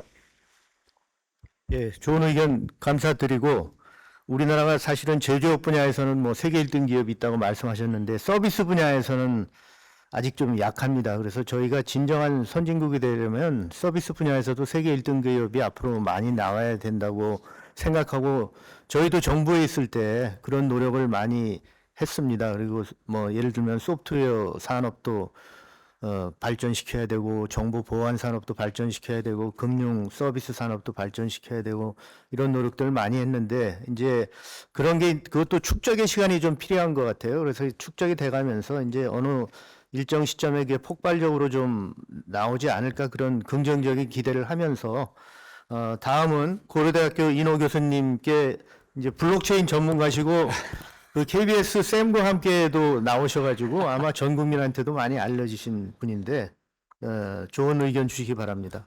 예, 기회 주셔서 감사합니다. 그 오늘 1차 포럼을 하면서 디지털의 거대한 흐름, 디지털 금융의 오늘과 내일이라는 거대한 담론을 가지고 이렇게 모이게 돼서 정말 이 자리를 마련해 주셔서 감사드립니다. 제가 그 보는 관점은 제가 이제 비트코인을 2014년 처음 봤을 때 돈의 형태가 변하고 있다라고 직감을 했거든요. 그래서 예를 들어서 지금까지 돈은 아날로그 머니에서 뭐 지폐나 달러나 뭐 여러 가지 것들 그 위에 이제 여러 가지 금융 뭐 보험이나 증권이나 또 은행들이 올라갔다고 보면 비트코인과 같이 탈중앙화된 새로운 디지털 머니가 나타났다. 그래서 그건 도대체 아날로그와 디지털에 뭐가 차이가 나냐를 이제 굉장히 고민을 많이 했었는데 크게 보면 3가지로 볼 수 있을 것 같아요. 첫 번째는 시공간을 초월한다.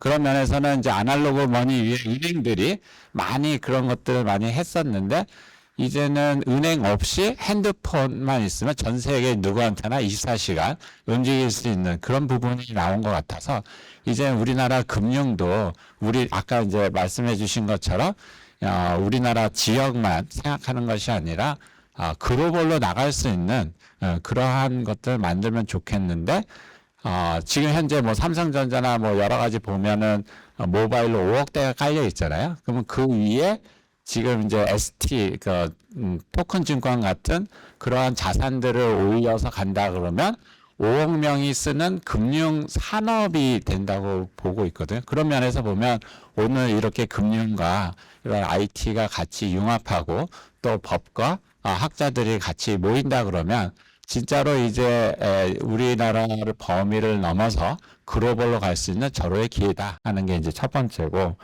두 번째는 이제 디지털이 되면서 프로그래머블 머니, 그러니까 이제 머니가 프로그램하고 합쳐지면서 스마트하게 변하는 거죠. 그래서 누가 어느 장소에서 얼마큼 쓰고 뭐 이런 것들을 전부 다 지원을 해줄 수 있는 부분인 것이 되는 거죠.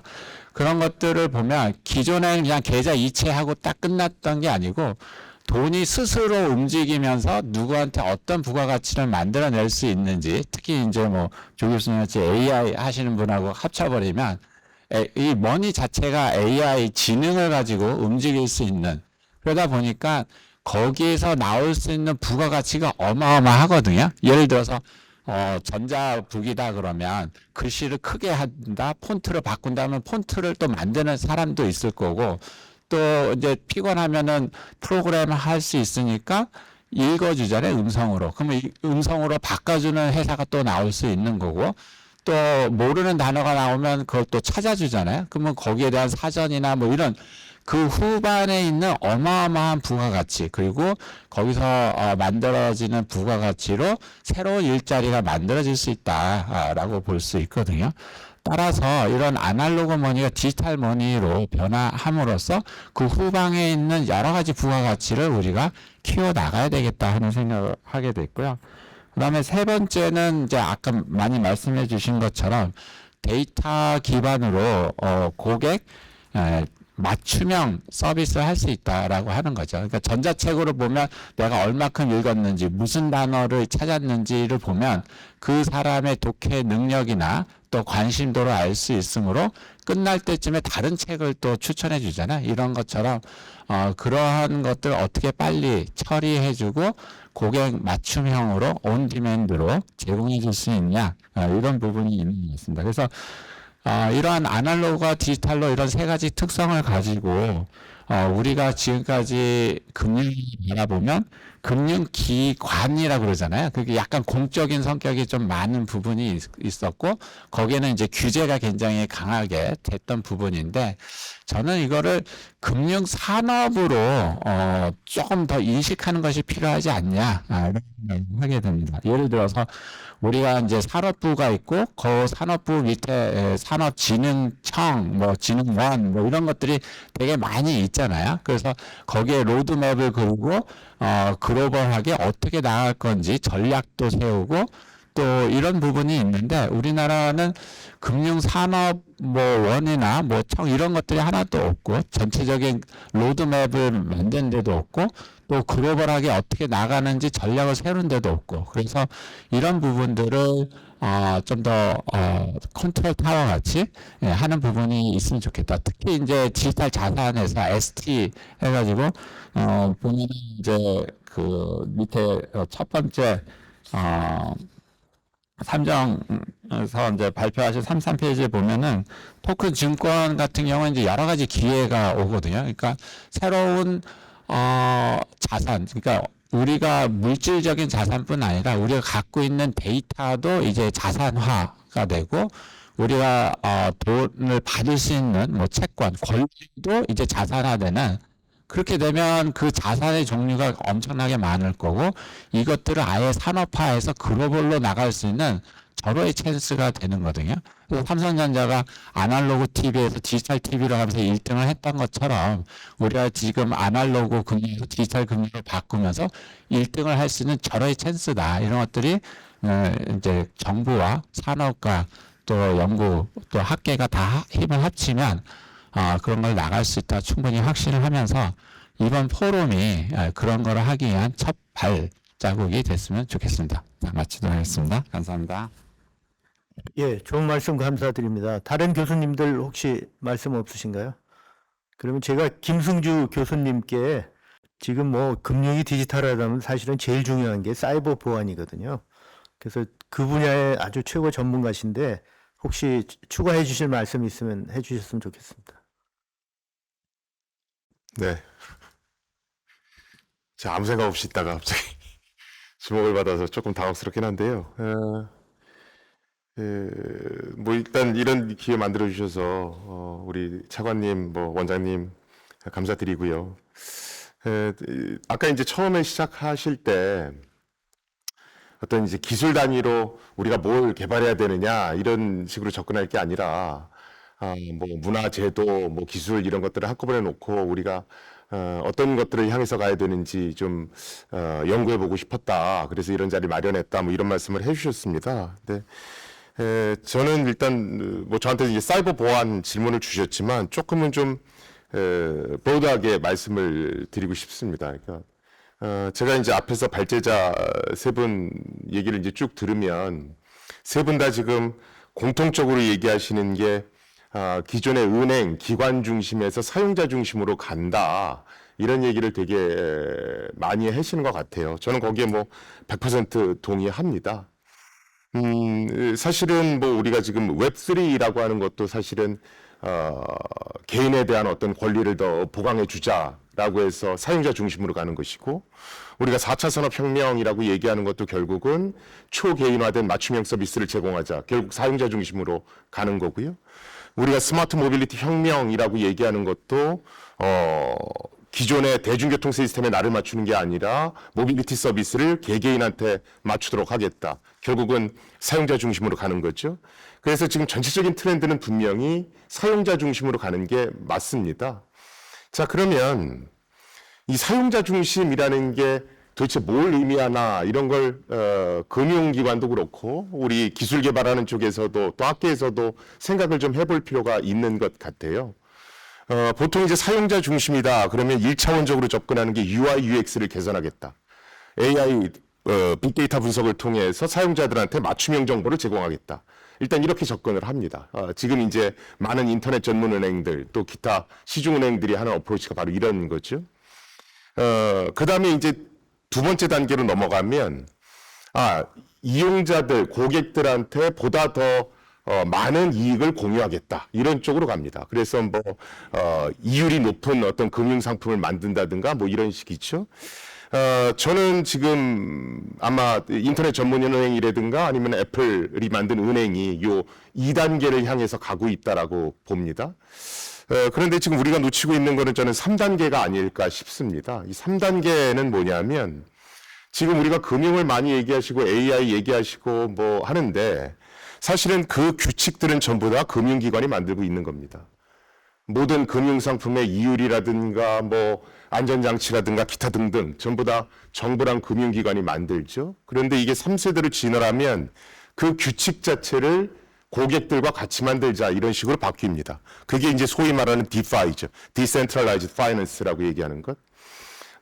저는 앞으로도 모든 것들이 이런 식으로 바뀔 거라고 봅니다. 사실은 이 철학의 흐름은 오픈소스의 개발 철학과도 딱 일치하고요. 그래서 사실은 이제는 규칙까지도 전부 다 이용자들하고 같이 만드는, 금융상품 디자인까지도 이용자들하고 같이 만드는 어떤 트렌드를 향해서 갈 텐데, 그러려면 당연히 금융 리스크 올라갈 것이고 어떤 기술이 필요한지를 선제적으로 예측해서 그 준비를 해야 되겠죠.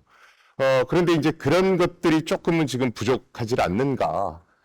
이제 그런 얘기가 나오면 그거 위험한 거 왜 해? 뭐 이런 식으로 이제 얘기가 나오니까요. 그런데 지금 전체적인 뭐 인터넷이라든가 4차 산업혁명이라든가 모빌리티 서비스가 전부 다 그런 쪽으로 가니만큼 저는 시기상의 문제지 언젠가 그게 올 거라고 봅니다. 그래서 그런 거에 대해서 우리가 조금 더 리스키하지만 그걸 선제적으로 고민하면 우리가 세계 시장을 호령할 수 있는 어떤 틈새 시장이 나올 수 있지 않을까 이렇게 생각합니다. 이상입니다. 예, 디지털 퓨처 마킹 포럼에 적절한 발언을 해주셔서 감사드립니다. 다음에는 법조계 의견을 청취해 보도록 하겠습니다. 법무법인 광장에 계신 이정명 변호사님께서 각종 규제 자문 활동을 열심히 하고 계신데 좋은 의견 주시기 바랍니다. 예, 먼저 오늘 이렇게 좋은 자리에 초대해 주셔서 너무 영광으로 생각하고 감사드립니다. 오늘 너무 좋은 발표 그리고 좋은 의견들 들을 수 있어서 너무 좋았고요. 저는 이제 뭐 변호사 생활을 지금 한 19년 차 하고 있고 좀 이력이 특이합니다. 처음에 로펌에서 업무를 시작한 다음에 전통 금융기관, 증권과 은행에서 사내 변호사로서 경험을 했고, 그 다음에 핀테크 회사에서 또 법무부서장 역할을 하면서 나름 다양한 그런 실무 경험을 쌓은 것 같고요. 그 과정에서 그 전통금융기관과 핀테크 내부에서의 고민, 그 성장에 관한 그런 여러 가지 노력을 볼 수 있었습니다. 이제 뭐 이런 말씀을 드리는 이유는 지금 이제 디지털 퓨처 마킹, 그러니까 사실 저는 이 포럼의 이름이 너무 마음에 들었는데 금융의 성장성에 대해서 고민하는 이 자리에서 그 금융권과 그리고 핀테크에서의 고민뿐만 아니라 앞으로 우리 금융권이 어떻게 성장을 할 수 있을 것인가에 대해서 좀 다양한 시각에서 고민을 해야 된다고 생각을 하고요. 일단 제가 변호사이기 때문에 어떻게 우리 금융 시장이 성장할 것인가에 대해서 좀 하이 레벨로 생각을 해봤습니다. 재밌는 일화를 하나 말씀드리면, 그 해외에서 요즘 이제 워낙 국경이 없는 그런 이제 시대로 접어들고, 뭐 온라인으로 데이팅도 많이 하고요, 뭐 국제 결혼도 많고요, 또 이제 가족들이 이제 국제적으로 이제 뿔뿔이 흩어져 사는 가족들도 많습니다. 그러면 이제 해외에 있는 사람들이 한국에 물건을 사서 보내고 싶은데 이 결제가 안 됩니다. 왜냐, 본인 확인을 핸드폰으로 주로 해야 되는데 핸드폰 개설을 못 하는 거죠. 이 말의 요지는 뭐냐면, 이제는 우리나라 금융시장이 성장 여기서는 이제는 생존이라고 생각을 합니다. 이제는 한국 시장을 넘어서서 글로벌 시장으로 무대를 넓혀야 더욱 성장하고 생존이 가능하다고 생각을 하는데요. 일단은 규제의 관점에서 한 4가지 정도 숙제를 제가 생각을 해봤습니다. 첫 번째는 장기적으로는 규제 패러다임을 전환해야 된다라고 저는 생각을 하고 있고요. 우리나라 규제는 사실 촘촘한 사전 규제, 금융 규제는 촘촘한 사전 규제를 전제로 하고 있습니다. 그런데 지금 같은 보더리스, 바운더리스, 그리고 그 컨버전스가 일어나는 이 금융의 디지털 전환 시대에서는 이런 아주 촘촘한 사전 규제로는 사실은 혁신을 이루기가 힘듭니다. 물론 금융 혁신과 소비자의 편익, 그리고 소비자 보호, 금융 안정이라는 법익을 같이 발전을 시켜야 될 텐데요. 일단 사전 규제, 아주 촘촘한 사전 규제를 사후 규제 강화로 패러다임을 전환하는 장기적인 고민이 필요하다라고 개인적으로 생각하고 있고요. 두 번째, 입법 공백이 있는 부분들, 특히 지금 디지털 자산 기본법이 발의돼서 곧 통과가 예정이 되어 있는 걸로 알고 있는데요. 이렇게 입법이 공백이 있는 부분들에 대해서는 그 규제를 만들어야 되는 필요도 있습니다. 그래서 이렇게 장기적으로는 이 2가지를 조화롭게 추진을 해야 된다고 생각하고요. 중장기적으로는 일단 스몰 라이센스 제도를 도입해서 그 핀테크나 빅테크들이 금융 영역에 있어서 새로운 그 라이센스를 취득을 해서 좀 더 많은 실험을 할 수 있도록 하는 게 필요하다고 생각하고요. 그리고 전통 금융기관들에게는 기존의 그 규제 그 프레임 하에서 할 수 없었던 영역들을 좀 확장해서 할 수 있도록 그런 규제 완화가 필요하다라고 생각하고 있습니다. 그래서 이게 중장기적인 과제라고 생각을 하고요. 단기적으로는 사실 규제 샌드박스를 좀 더 활용을 해야 되는 필요가 있습니다. 지금 이제 샌드박스가 시행된 지 이제 4년 차에 이르렀는데요. 사실 샌드박스의 취지는 이제 모래판에서 자유롭게 실험을 해보게 하는 취지인데, 사실 실무상으로는 그렇게 활용이 되지 못한 것이 사실이고, 그래서 이 샌드박스에 있어서 그 지정에 있어서의 어떤 검토의 속도 좀 빠르게 해야 될 필요가 있고, 그 폭도 조금 더 실험을 할 수 있도록 넓힐 필요가 있습니다. 그래서 사실 이 샌드박스라는 좋은 제도가 있음에도 불구하고 활용이 좀 미흡한 부분을 좀 개선을 해야 되고요. 그리고 4번째로는 이제 단기적이나 중장기적, 장기적을 떠나서 금융 보안, 금융 보안을 좀 신경을 써야 됩니다. 지금도 여러 그 하위 규정에 대해서 금융 보안원이나 여기서 이제 개정 작업을 하고 계시는데요. 그 보안 기준에 대해서 업데이트가 필요하고 개인적으로는 망분리 제도에 대해서 한번 근본적으로 개선을 고민해야 된다라고 생각을 하고 있습니다. 예, 그래서 제가 그 규제 관점에서 여러 가지 숙제에 대해서 제 생각을 말씀드렸습니다. 감사합니다. 예, 좋은 숙제를 많이 던져주셔서 감사드리고요. 또 예정에는 없지만 그 황현일 변호사님이 전에 금융위원회도 근무하셨고 현재는 법무부인 세종금융그룹에서 이제 각종 규제 자문을 많이 하고 계신데 뭐 간단히 좋은 의견 한번 말씀해 주시기 바랍니다. 많은 분들이 좋은 의견 주셔서 짧게 한 말씀만 올리도록 하겠습니다. 저는 예전에 금융위원회에서 사무관으로 근무하다가 지금 입장을 바꿔서 저희 로펌에서 규제를 어떻게 하면 저희가 조금 유연하게 대응할 수 있을까에 대한 고민을 하고 있는 그런 변호사입니다. 제가 느끼는 건 규제가 없는 것보다는 있는 게 나은 것 같아요. 이렇게 말씀드리면 산업계에 계신 분들이 이게 무슨 소리야 라고 하시거든요.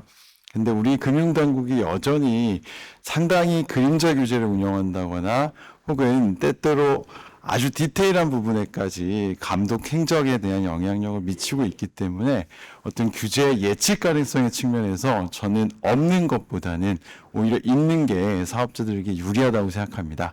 그럼 어떠한 규제를 만들어야 하느냐?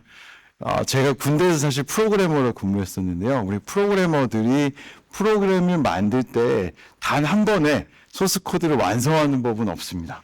저희가 한번 만들어 보고요. 컴파일링해서 돌려보고요. 그리고 문제가 있으면 다시 고쳤습니다. 우리 새로운 산업에 대한 규제는 사실 프로그래머들이 이렇게 한번 만들어보고 이것을 돌려보면서 저희가 디버깅 하듯이 이런 식으로 접근하는 게 좀 타당하다고 생각하고요. 그렇기 때문에 우리나라에서도 너무 만들어지지 않은 산업에 대한 규제를 완벽하게 저희가 만들려고 좌고우면하기보다 고쳤을 수 있는 규제를 신속하게 도입하고 우리 사업자들의 의견을 받아서 신속하게 좀 고치는 방향으로 제도를 운영하는 편이 좋겠다라고 생각했습니다. 이상 마치겠습니다. 예, 좋은 의견 감사합니다. 다음은 산업계 의견을 청취해 보도록 하겠습니다. 사실은 이 분야에 대해서 고민을 많이 하시는 분야 중에 하나인데, 뱅크웨어 글로벌 이은중 대표님, 글로벌 금융 소프트웨어 기업을 이끌고 계신데 의견 말씀해 주시기 바랍니다. 네, 안녕하세요. 뱅크웨어 글로벌의 이은중입니다.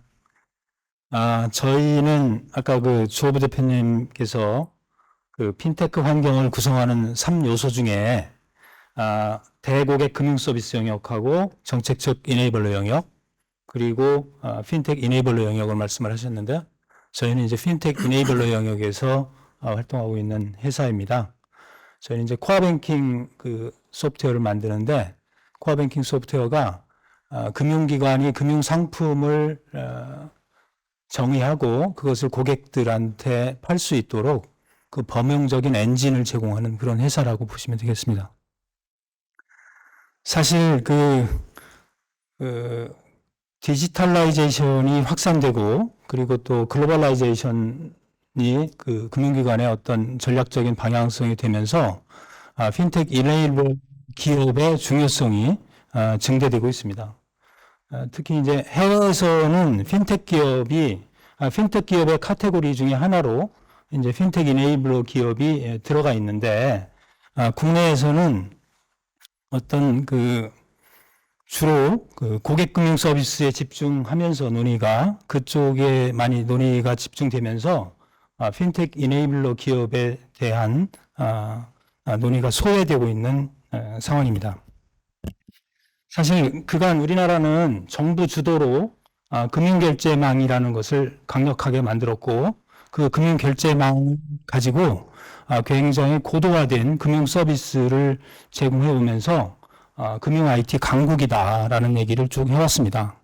그런데 최근 들어서 이제는 금융 서비스가 다양해지고 또 뭐 신속한 어떤 서비스가 필요해지고 또 글로벌화된 서비스가 필요하게 됨으로써 이제는 어떤 그런 정부 주도의 강력한 인프라, 금융 IT 인프라 이 정도에서 벗어나서 이제는 이제 사스 형태로 다양한 응용 어플리케이션들이 제공되어야만 이 그 핀테크 에코시스템이 건강하게 성장할 수 있다라고 생각하고 있습니다.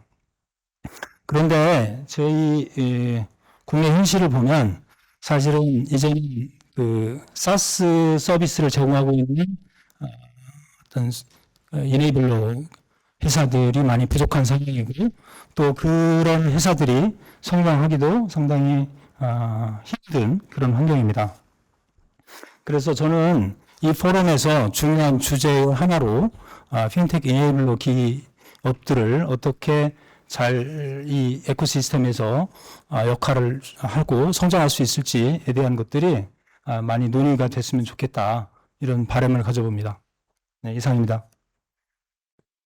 예, 좋은 의견 감사드리고요. 그 이은중 대표님께서 말씀하신 걸 잘 하기 위해서는 사실은 아주 훌륭한 고급 인력들이 많이 양성이 돼야 되는데, 전성배 원장님 계신 IITP에서 그런 분야의 노력을 많이 하고 계시고, 그래서 뭐 훌륭한 인재 한 명이 뭐 10만 명을 먹여 살린다 이런 말도 있듯이 그런 분야의 노력을 좀 더 가속화하는 게 필요할 것 같습니다. 혹시 통신사에서 세 분 임원님 오셨는데 혹시 하실 말씀 있으신가요? 네, 안녕하십니까. SK텔레콤에서 왔습니다. 손석감입니다. 그 금융 쪽이랑 또 ICT 쪽 관련된 이야기들 좀 진행이 되고 있는데요. 그 좀 엉뚱한 이야기인데 더 잘할 수 있나 싶을 정도로, 그러니까 제가 미국에서도 좀 생활을 해봤고 프랑스에서도 좀 있어봤는데 뭘 더 잘해야 될 정도로 비교가 되더라고요. 그쪽은 뭐든 불편했고 뭐든 어려웠고 그랬던 것 같아요. 근데 금융 서비스에 관련해서 우리나라에서 불편한 게 있을까? 오히려 반대로 지점들이 없어지고 텔러들이 없어지고 하는 부분에 대한 불편함? 좀 반대되는 방향인데요.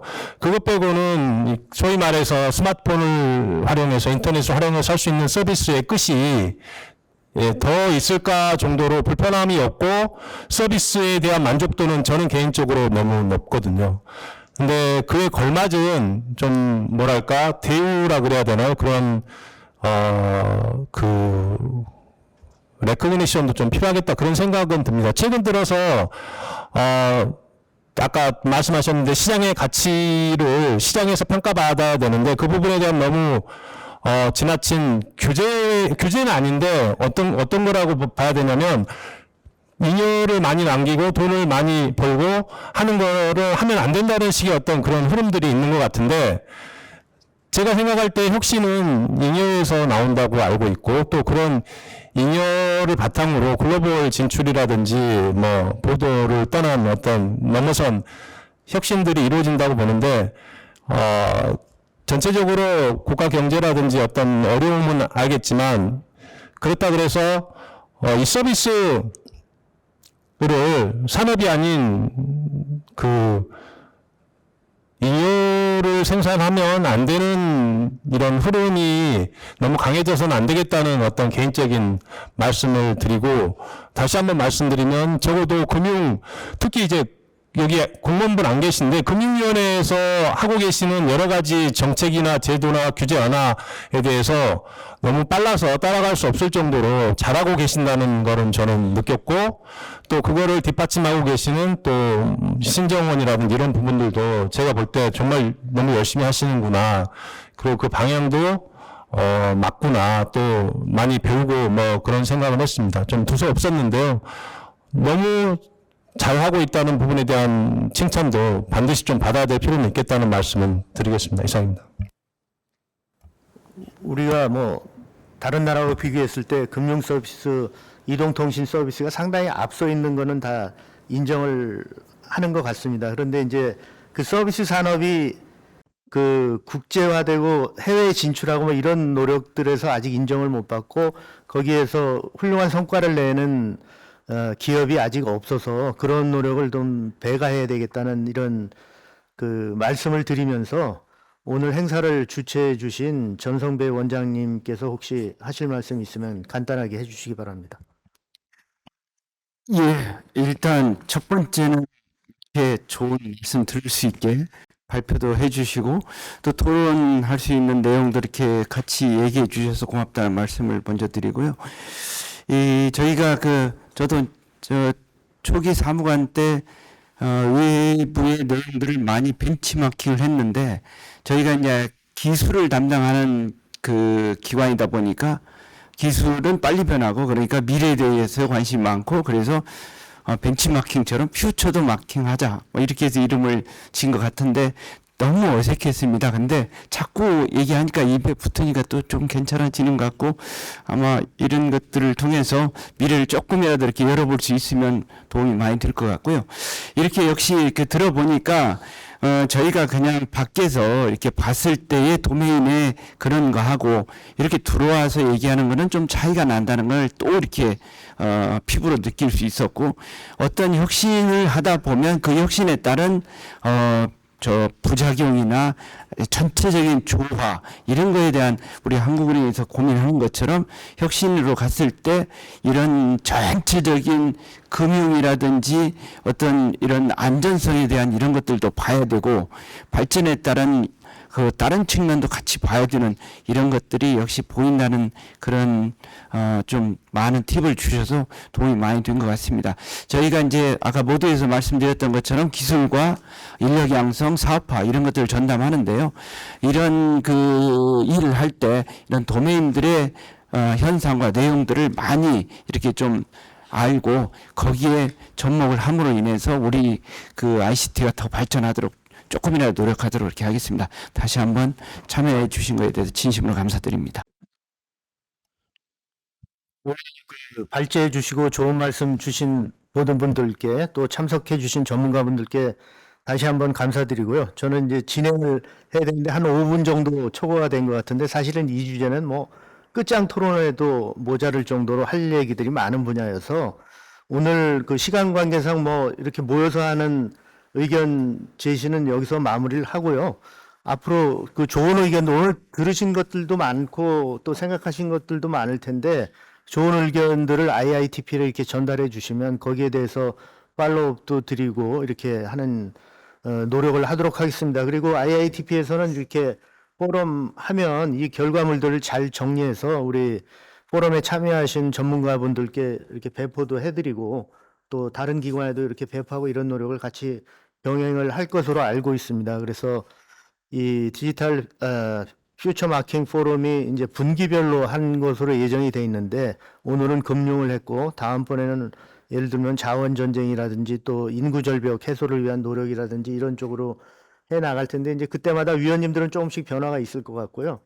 앞으로도 IITP 또 디지털 퓨처 마킹 포럼에서 이렇게 하는 거에 대해서 적극적으로 지원해 주시고 또 주위에도 이렇게 좋은 의견들 많이 알려주시면 좋겠습니다. 감사합니다.